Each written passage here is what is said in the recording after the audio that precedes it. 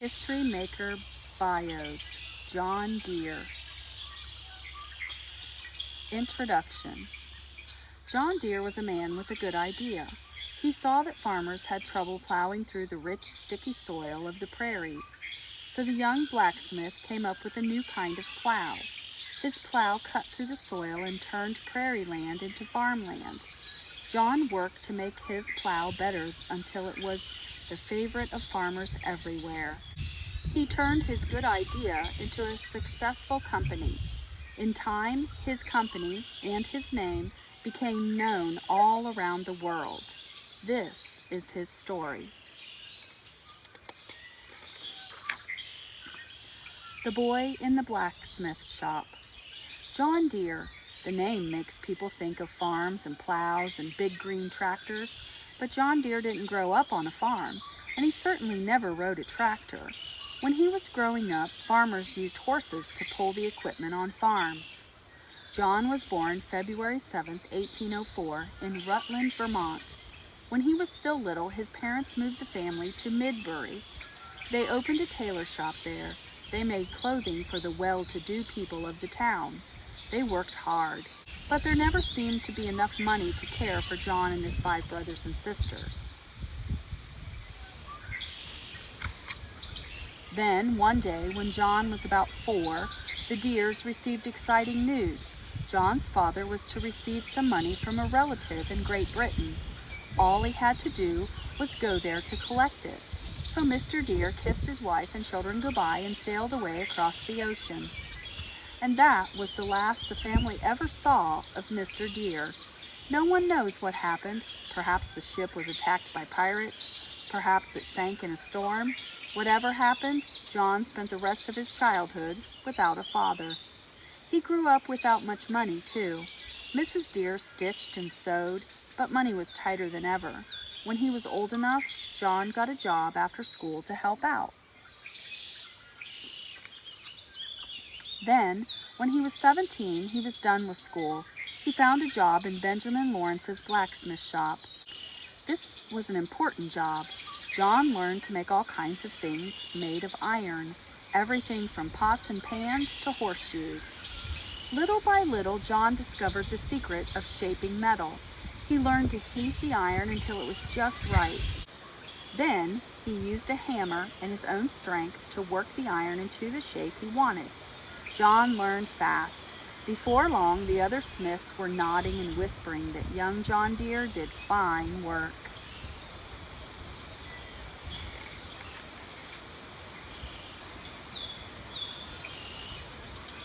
After 4 years in Benjamin Lawrence's shop, John had learned all he could. He had become a young man.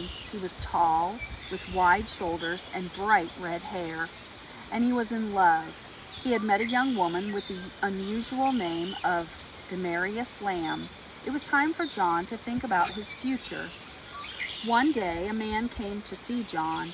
He owned a big new sawmill. The mill would turn giant logs into finished boards. It was going to need all kinds of iron parts to make it run. The owner wanted John to make the parts, all the parts. John was delighted. For the first time, he was working on his own.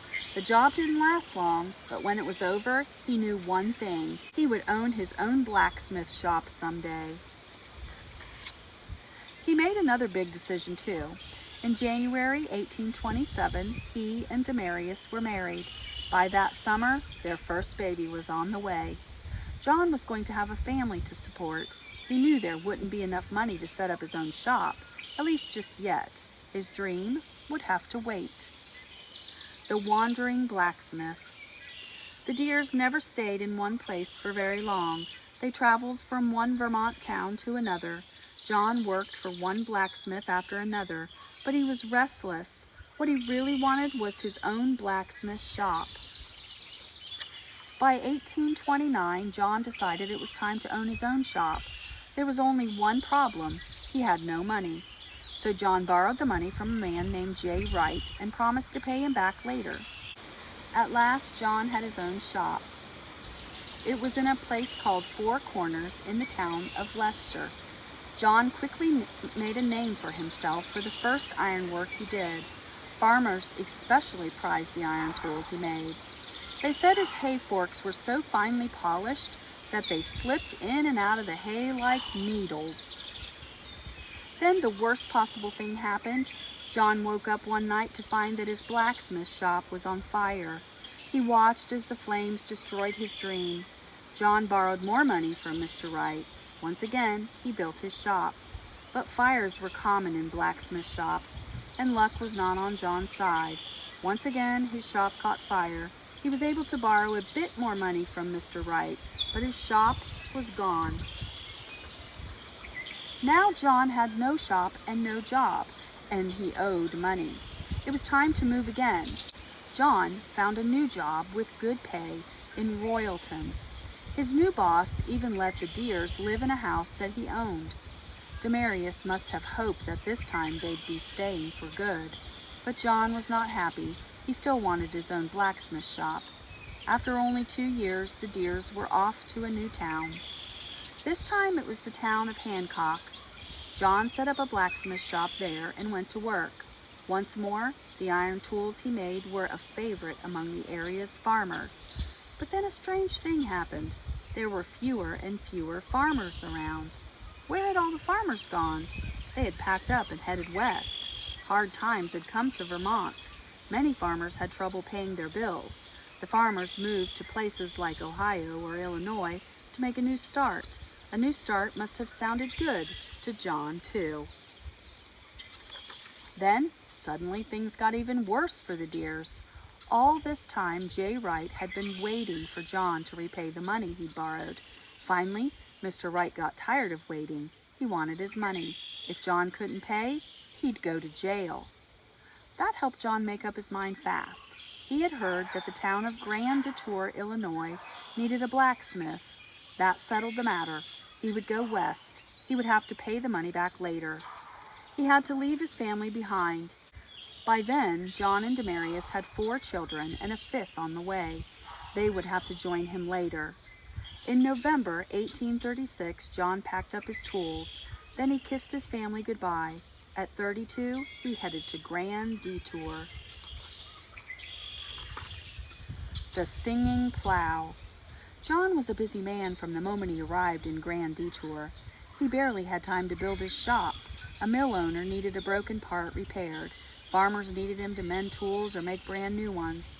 Suddenly John was heating and hammering and shaping iron from before sunrise till after sunset. He worked 7 days a week. He had never been this busy.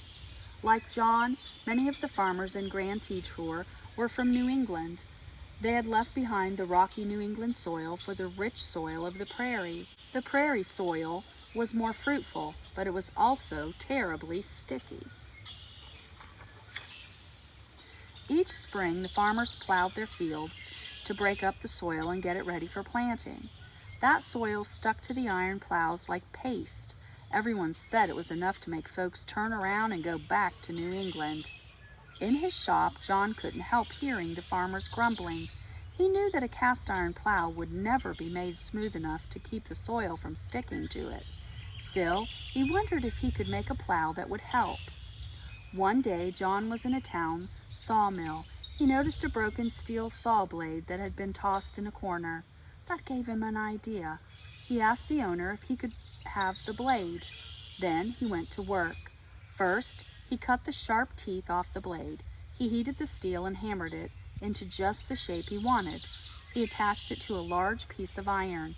Then he dug up a young tree and carved it in 2 crude handles. When John was done, he was looking at a very rough plow with a shiny steel blade. He set his plow by the front door of his shop and waited. A few days later, a farmer spotted the new plow. He asked John who had made it. John replied that he made it himself, woodwork and all. The farmer looked at the plow over. It certainly looked as though it would work, he told John. He offered to take the plow home and try it. If it worked, he would keep it and pay for it. If not, he would return it. John agreed. Sure enough, 2 weeks later, the farmer was back without the plow. It had worked just as John had hoped. The steel blade had sliced through the sticky soil and come out clean again. Of course, John knew that he was not the first to come up with the steel plow. Others had had the same idea, but their plows always seemed to have some problem. John was determined to make his plow a success. But his new plow would have to wait until he found a way to get more steel. Besides, John had something else on his mind. In 1838, his family had at last arrived in Grand Detour. Demarius must have been happy when she saw the fine house John had built. It meant they were in Grand Detour to stay. Morning to night, John worked in his shop. He managed to find enough steel to make 2 more plows that year. The next year, he made 10. He sharpened and polished each one until it hummed as it slid through the soil. Soon folks were calling it the singing plow. In 1842, John was making 100 singing plows a year. It looked like that sticky soil was going to be very good luck for John.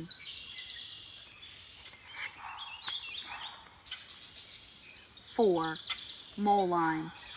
Better. That word must have echoed in John's head morning, noon, and night. He was always looking for a way to make his plows better. He talked to the farmers who used the plow in their fields. He listened to their suggestions for improvements, and then he went back to his shop to turn good ideas into better plows. Often he barely even stopped to eat. A visitor to the Deere home said that John would come to his meals with his hat in his hand, put his hat on the floor beside him, eat, put on his hat, and return to the shop. John was looking to the future. Then suddenly, someone from his past found him. J. Wright hadn't given up trying to get the money John still owed him. He went to court in Illinois to force John to pay. This time, John had the money. When the debt was repaid, John had one less thing to worry about. By 1843, John wanted to make his plow business not just better, he wanted to make it bigger. So John took on a partner named Leonard Andrus. They built a 2-story factory about a block from John's blacksmith shop. John had steel delivered to his factory all the way from Great Britain. John wasn't always good with the money side of the business. So in 1846, he hired his 18-year-old son, Albert, as a bookkeeper. He was looking forward to having Albert join him in the business. Then, just a year later, Albert suddenly fell ill and died. Grand Detour didn't seem the same without Albert. John had already been thinking of moving. Roads around Grand Detour were often bad. There was no railroad. That made it difficult for John to have steel shipped in and plows shipped out. In 1848, when he was 44 years old, John left Mr. Andrus behind and moved his business 75 miles away to Moline, Illinois. The town was right on the Mississippi River. Big riverboats brought in all the steel that John needed. They left loaded with John's plows. John had his business where he wanted it. That June, he took on 2 new partners, Robert Tate and John Gould. By July, the new plow factory was being built, and by September, the company had finished its first 10 plows. Soon, John's factory was turning out 1,000 plows a year. Still, he had never stopped trying to make his plows better, too. He was always making one improvement or another. I will never put my name on a product that does not have in it the best that is in me, he liked to say. But John's partners thought their plows were just fine the way they were. They didn't see why John had to tinker with them. When John said, better, his partners said, good enough. Back and forth the argument would go. At last, in 1852, after 4 years, the partners split up. John wasn't on his own for long, though. Just 2 years later, his 16-year-old son, Charles, joined the business. Even though Charles was young, he was a fast learner. He quickly went from bookkeeper's helper to salesman to manager. He was good with the money matters that John found so difficult. In 1856, John made Charles a partner in the business. Maybe at last he had found the perfect partner for his company. The Plow King, Chapter 5. The newspaper ad read, plows, plows, plows. There was no doubt what John Deere was selling. By the mid-1950s, his factory was turning out 14,000 plows a year. No wonder a reporter called John the Plow King. John wanted to make sure people everywhere knew about his company. He went to dozens of county fairs and state fairs. He talked about his plows and showed how they worked. He entered plow contests and won. His hard work paid off. Soon, he was one of the largest plow makers in the country. John's little company had certainly grown. Charles had done his part to help make the company successful too.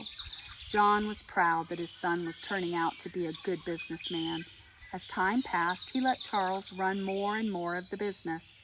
Of course, John wasn't ready to quit altogether. He still helped make important decisions for the company. He never stopped thinking of ways to make his company and his plows better. Once in a while, he even worked in the shop alongside his employees. All those plows had made John a very wealthy man. At last, he and Demarius were able to enjoy the life for which they had worked so hard. Then, in 1865, Demarius died. John went back to Vermont for a time. He wanted to be with family and old friends. He struck up a close friendship with Demarius' sister, Lucina. In May 1867, the two were married. John brought his new wife back to Moline. With Charles in charge of the business, John had plenty of money and time to try something new. He bought a large farm and raised cattle and pigs. He also gave money to the town he loved so much to build libraries, schools, and churches. John decided he wanted to do even more for Moline. In 1873, when he was 69, he ran for mayor of Moline and won. John wasn't always a popular mayor, but he worked hard to make the town better. He built a park, he put in streetlights, sidewalks, and sewers, and he had never forgotten how terrible fires could be. He made sure Moline had a proper fire department, ready at all hours. John spent 2 years serving Moline as its mayor, but then he was tired and he was often sick. It was time to let someone else run the town. He retired to the grand house he had built, overlooking his company. His employees often stopped by to visit him. On May 17, 1886, at the age of 82, John Deere died. His funeral was the biggest Moline had ever seen. More than 4,000 people turned out to say goodbye. There was even a plow made of flowers with the name John Deere written across it. That seemed like just the right honor for the man who had made plows his life. John had earned his place in history as the man who had helped tame the prairies of the Midwest. He was America's Plow King.